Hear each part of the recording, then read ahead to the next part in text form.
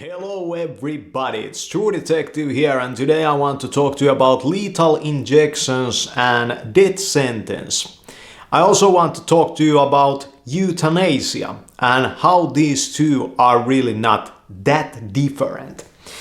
Yesterday I was researching into euthanasia and I found out that there's three basic drugs and drug compounds that they use to kill human beings with in lethal injection and also in euthanasia. And the reason for these three drugs, which are pentobarbital, potassium chloride and Pancorinium bromide, is to make all your muscles relaxed, make you unable to breathe, and to stop your heart. This is the three combination drug to kill a human being. And the way it's designed, at least, to happen is that you fall asleep, you become unconscious because of the barbiturate, pentobarbital.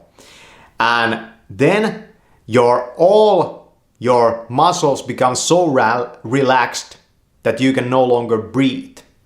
So that's Pancorinium bromide.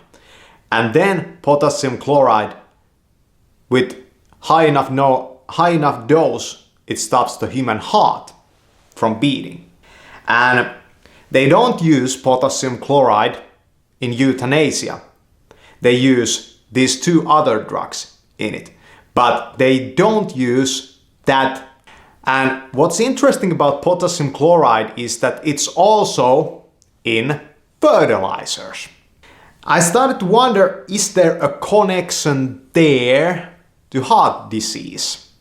Because even if the doses are very small, something that is being used to lethally inject people to stop their heart, is allowed in the food system. Isn't that kind of weird?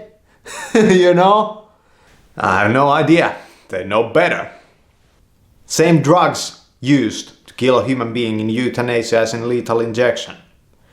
Well, that's beside the point. I think that about my own opinion about euthanasia is that the reason why the orange light went down might not be something that the person had any control over. It might have been some mega huge corporation out there causing this to the man or women in question. It's really not that big of a problem. If you really think about it, most people wanna fucking live. That's how it seems. Most people don't end their life. It's the 1% that do.